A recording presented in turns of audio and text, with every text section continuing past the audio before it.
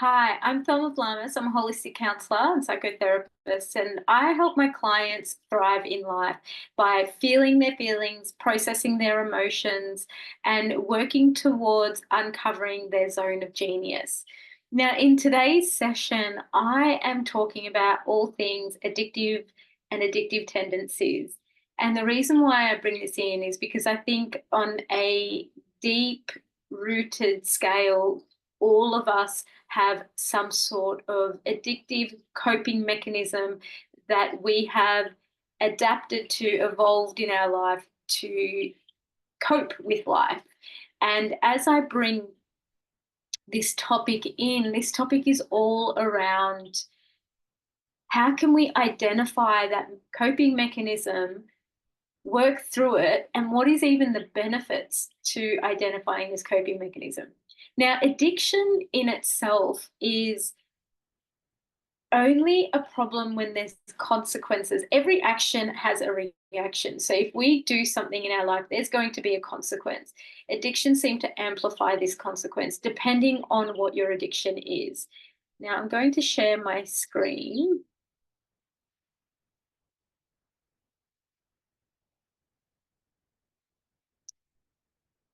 Okay.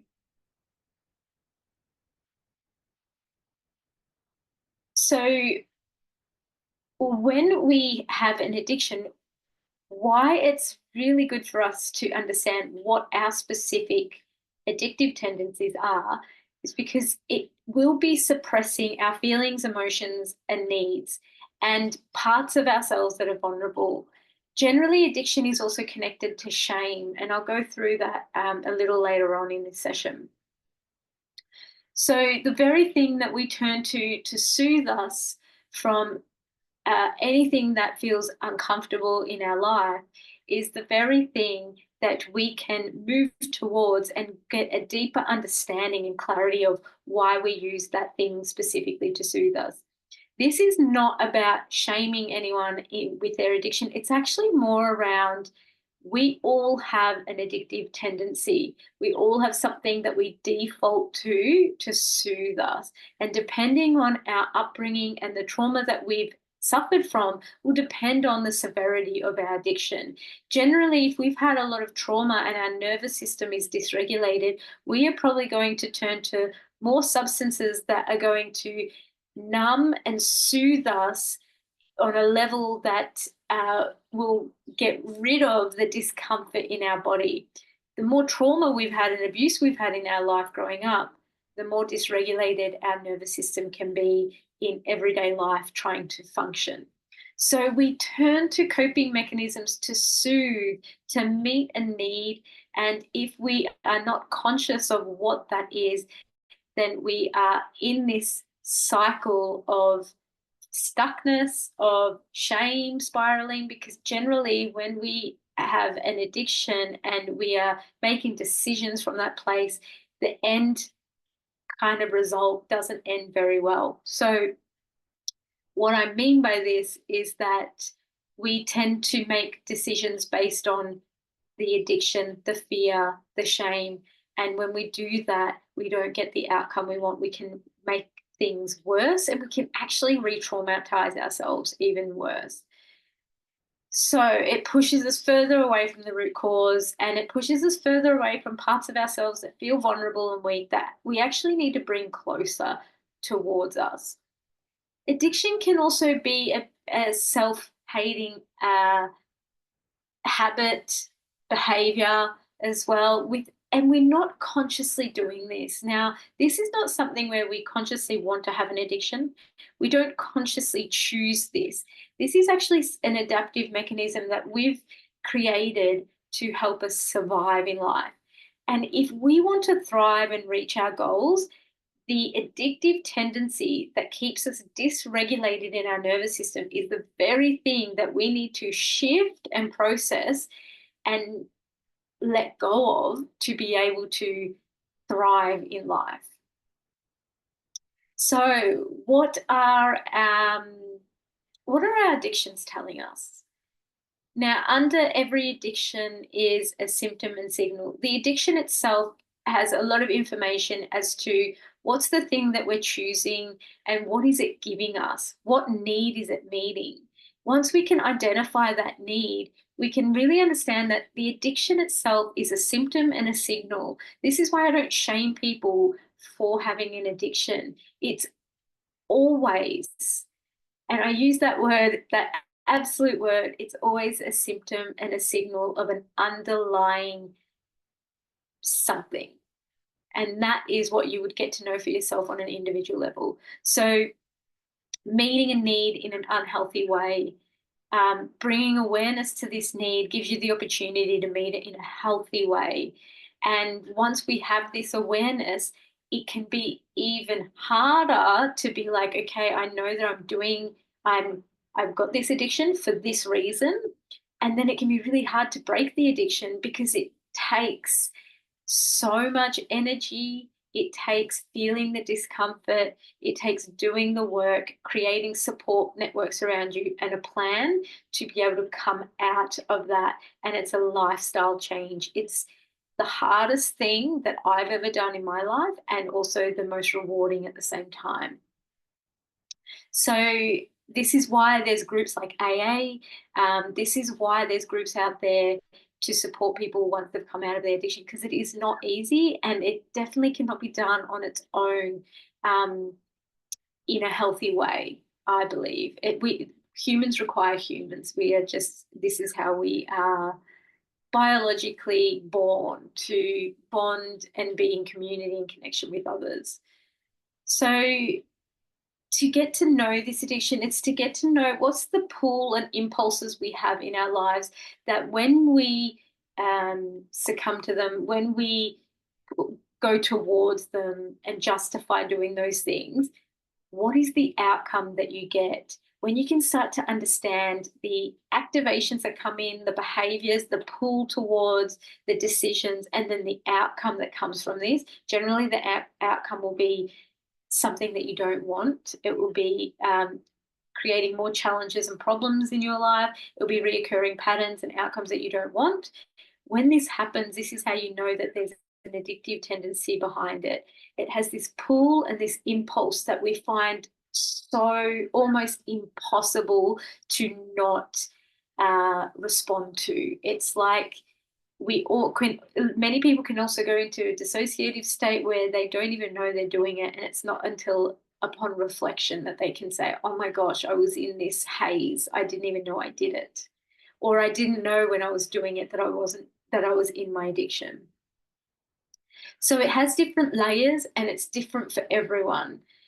That's really important to understand.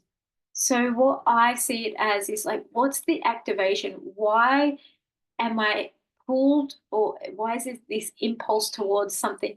Whether it's eating, whether it's relationship, whether it's not being able to be on your own, whether it's working really long hours and self-abandoning.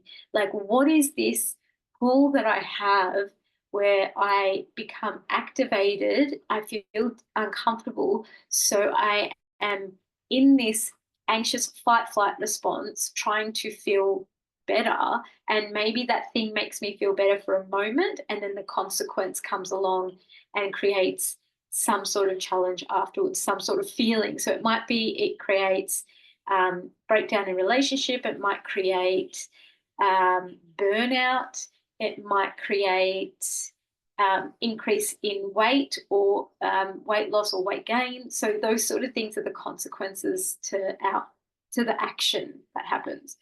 It's all attached to our state. And what you will find is that there will be moments when we feel more amplified in wanting to, and we crave that pull and impulse to go towards something. So we'll crave, say, if we are feeling really stressed and our inner critic comes in. Some people may crave alcohol to numb that out, to numb the discomfort. So the activation comes in, the stress, let's say stress from work, something happened at work, you got negative feedback. Your thinking then attaches to that state, because the state makes you feel uncomfortable. And the thinking is like this inner critic comes in, I can't believe I did this. The ruminating comes in. So then we are trying to fix that feeling. That's where the pull and the impulse and the craving will come in. And the feeling and emotion, we're looking for this soothing, we're looking to feel better. And then we behave, right? So we behave and take action from that place. So if I'm going to use food, if I am really bored and lonely at home and I go to the fridge and I find chocolate, so the activation is bored and lonely at home. Go to the fridge because I'm feeling uncomfortable in my body. State is the discomfort I feel in my body. My thinking is, well, maybe I could just have a snack. I feel like something that's sugary. I haven't eaten that much today. I reckon I deserve some chocolate. I love chocolate. It makes me feel better. Who cares? And then I eat the chocolate. And then for a feeling, it makes me feel excited, right? It makes me feel excited because I was feeling bored before. So I'm looking for this feeling of excitement in my being, this emotion of maybe happiness, right? So I eat that chocolate, and then the feeling and emotion is excitement and happiness that I'm looking for. The behavior is eating the chocolate, and the result is weight gain. That's just an example, right? So you could do the same with alcohol. The alcohol, so stress is the activation, the state, feeling this dysregulation, worry, anxiety in the system. Thinking might be inner critic, maybe it's anger, whatever it is. It could be shame. The feeling we're looking for is to feel better, feel happier, right? Feel um, more calm, at peace. So we're chasing that feeling. Then the behavior and action is drinking, and the result is relationships disconnect. Partner might not drink. The result might be not being able to function well the next day, hangover, liver problems, all these health problems that come with it. So the consequence varies, right? It will vary with what the addictive tendency is. So the same for being on your phone. That's not going to be as severe at night. Say if you're scrolling, that's an addictive tendency, but that's not going to be as severe as drinking 2 bottles of wine a night. This is where understanding how the addictive tendency impacts you and what one you would like to remove or change your habit around, because it might have the biggest impact in your life. So this here, I've got the polyvagal theory here and the autonomic nervous system. And I bring this in because what tends to happen when we become activated and we're feeling stressed in some way. Stress can be loneliness, stress can be boredom, stress can be feeling unease in the body when things slow down. So I might find that if I've got nothing to do, my body goes into a stress response because all these things come up that I've been avoiding, distracting, and numbing myself from. So that's how we can also see stress. When we do this, what is happening when we're feeling stressed is we're going into a sympathetic activation of fight flight, and there's an unease in our system. Depending on your level of stress, depending on how you were treated when you were young and your inner critic and how loud it is in your mind, this is very much connected to the relationship you have with your caregivers and how they treated you, how they spoke to you. If you had caregivers that spoke to you very poorly and you have a loud inner critic, you may find that the thing that you need to soothe has to be even bigger than that. So this is where we can go into drug taking, we go into alcohol consumption, we go into excessive eating, extremes of things, because we're trying to quieten down the feeling and the voice in our mind. So the less extreme would be, extreme could be also exercise. The less extreme of these things could just be that we go shopping, we're workaholics, which is still a little bit extreme. The ones that are more normalized in society is the less extreme. Still addictive tendencies because it's removing us from our feelings, suppressing our experience, and trying to make us soothe and feel better. What is happening in this space is that we can be activated in the sympathetic, and we may even be trying to avoid a shutdown, freeze, fawn response. So what we're trying to avoid is feelings of shame, emptiness, sadness, numbness. So we might be like, I need something to make me feel good because I'm feeling really shut down. I'm feeling disconnected from the world. I'm feeling empty inside. So maybe going out and going on a date and getting external validation is going to make me feel good about myself. Maybe having that drink is going to make me feel good about myself. Maybe having those drugs, that hit of dopamine makes me feel good about myself. You know, Gabor Mate speaks about this, and he's quite the leader in addiction and talking about how people are meeting a need. And he was working in a space, he was a doctor, and he was working in the Bronx, I think he called it. And he said that he had people who were addicted to heroin who would come in, and he would ask them, what does it give you? Like, what need is this meeting? And what does it feel like when you take a hit of heroin? Um, and they said they felt connected. So they felt connected and warm when they did that. People are doing these things and have addictive tendencies not because they want to be unhealthy, it's because it serves a purpose and a need. It just is doing it in a destructive way because of how they were brought up, how we were brought up. So, in order for us to come out of this cycle of feeling empty, numb, sad without using substances, we need to learn how to do it in healthy ways. This is the challenge. This is the challenge if you've grown up with this coping mechanism and you have this quick fix that gives you this quick high. The challenge is to be able to sit in the discomfort of not meeting the needs straight away and widening your window of tolerance to the stress, which means that you become emotionally stronger.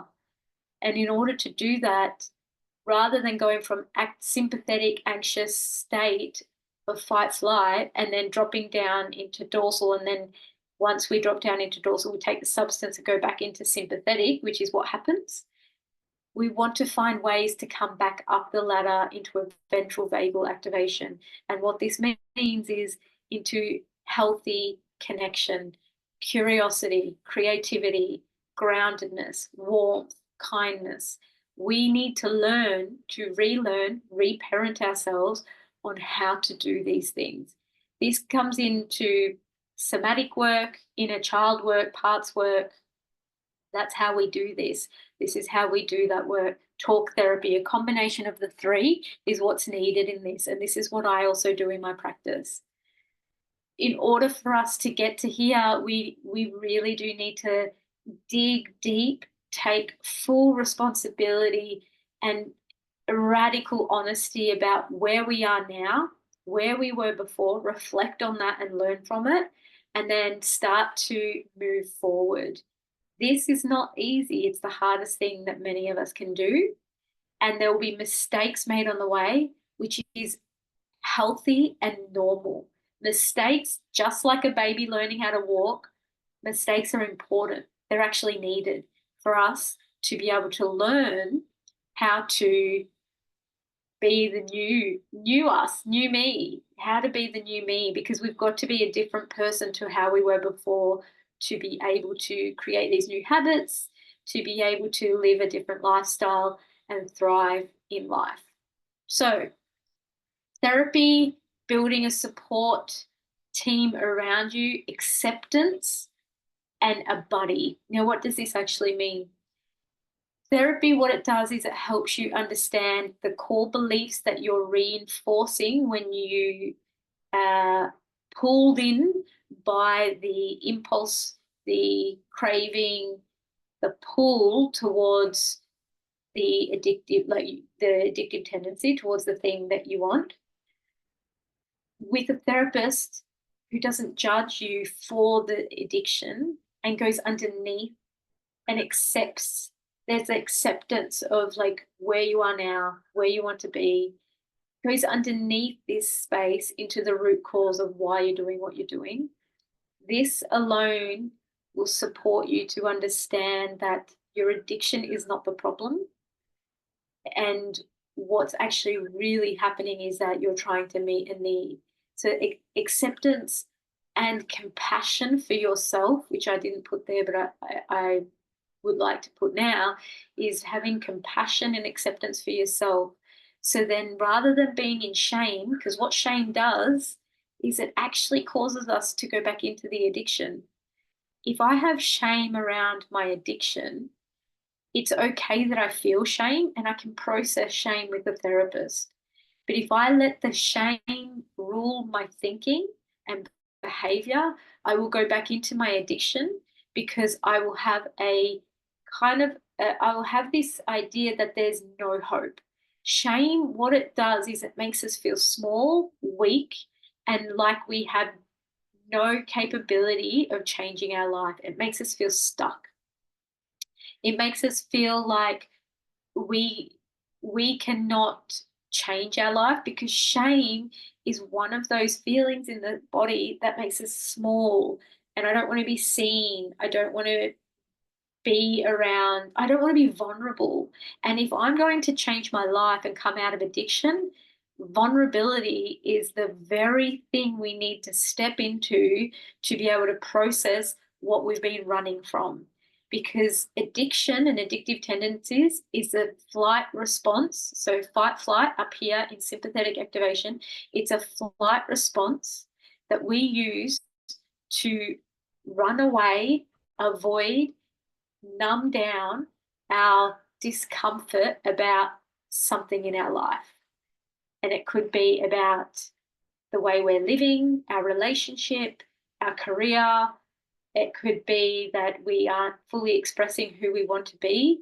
It could be that we feel stuck. Whatever it is, what we're doing is we're trying to numb out this feeling of I'm not good enough, I'm not worthy, I'm not valuable. That's one way that we can, through addictive tendencies, that we can numb that out. So what we want to do is explore that, explore those parts of us, get vulnerable, cry, feel it, process it, change things in our lives, set boundaries. As we do this and we change our life, it's, as I said, the hardest thing you'll do and the most rewarding thing, because you will create new relationships, you'll have healthier relationships, and you will see parts of yourself that you've been suppressing and pushing away that are your zone of genius as well, your strengths. Now, this buddy, I've got a buddy system, because when we're doing this, it just like AA, Alcoholics Anonymous, there's a buddy system in there.